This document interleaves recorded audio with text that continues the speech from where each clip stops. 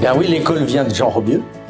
Jean Robieux, qui est-ce? C'est un natif de Jugon, dans les Côtes-d'Armor. Il a fait Polytechnique, puis terminé ses études au California Institute of Technology à Los Angeles. Et il était rentré chez Alcatel, dont il était, dans les années 70-80, devenu directeur scientifique. Son doctorat en sciences et son master de Calitech sont sûrement responsables de sa suite de carrière où la science concrète, a toujours tenu le premier rôle. C'est pour cela qu'il m'a demandé de l'aider à créer, avec deux autres personnes sympathiques, notre école Louis de Broglie. À cette occasion, j'ai apprécié plus encore qu'avant, nous avons apprécié son enthousiasme et sa foi créative, qu'il fallait même parfois freiner un peu. Il avait l'idée d'une nouvelle école. Déjà en 1976, il en parlait avec Yves Fouché. Alors, en ce qui concerne effectivement la création de l'école, on s'est tout de suite posé la question quel nom allions-lui lui donner. Et ça, en fait, la discussion finalement a été assez rapide à l'intérieur du club Louis de Broglie. Enfin, le club Louis de Broglie, c'est le groupe des quatre ingénieurs, a été assez rapide.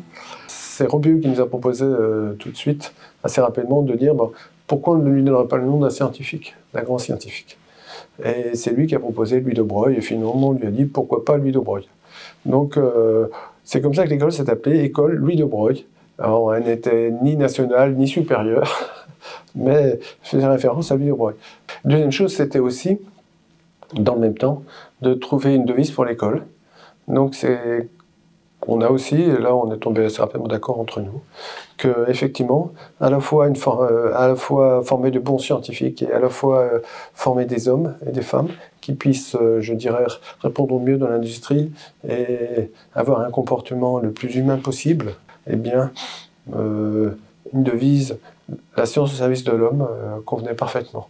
Et c'est encore aujourd'hui la devise de l'école et qui nous a porté et qui nous porte encore.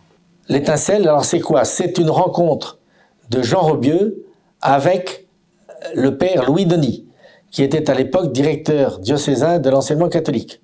15 jours après, Robieux déboulait à Rennes avec les autres membres qui vont faire les ingénieurs fondateurs, et peut-être un ou deux autres d'ailleurs,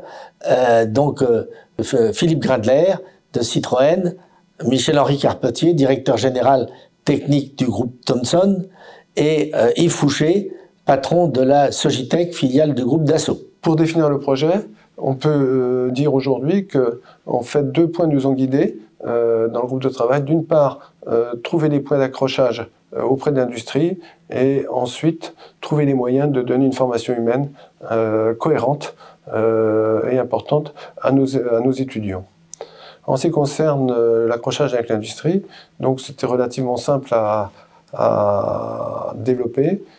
Nous avons pris contact avec les gens du groupe, qui étaient dans nos groupes, et avec ces entreprises, donc, qui étaient Thomson, CGE, Dassault, PSA, des entreprises d'optique, des entreprises aussi de télécommunications, des entreprises d'informatique. Et en ce qui concerne la formation humaine, nous avons proposé donc de développer cette formation humaine en relation avec la doctrine sociale de l'Église, et pour cela donc de prendre contact avec l'enseignement catholique d'Ille-et-Vilaine qui scolarisait 40% des jeunes en classe terminale.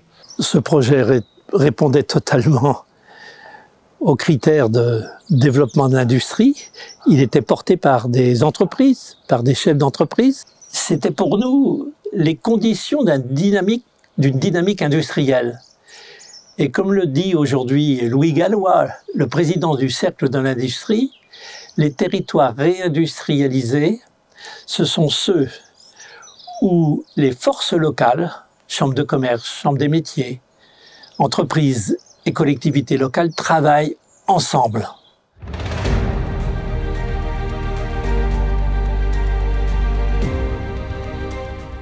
Avoir confiance dans l'avenir. Je me souviens, moi, d'une discussion avec 2 parlementaires et un ancien président de la République, du Premier ministre et du chancelier Gordon Brown. À la fin d'une discussion, il nous pose cette question, mais comment expliquez-vous le pessimisme français? Et il nous fait toute la liste de nos avantages, la démographie, être au cœur de l'Europe, avoir un potentiel d'emploi lié aux loisirs et à nos côtes, le fait d'avoir un système de transport. Et il ajoute, et vous avez un meilleur climat que nous. Si nous avions tout cela en Grande-Bretagne, nous serions au firmament du bonheur. Donc, ayons l'optimisme lucide et confiance en l'avenir. Au-delà des collectivités locales qui nous ont bien aidés et que donc je remercie de leur aide et pour lesquelles je souhaite que notre collaboration puisse continuer. Je remercie aussi toutes les familles, tous les étudiants qui nous ont fait confiance pendant ces 30 ans et qui nous font confiance pour l'avenir, parce que envoyer ses enfants ou financer l'étude de ses enfants à l'ECAM, c'est d'abord travailler pour l'avenir.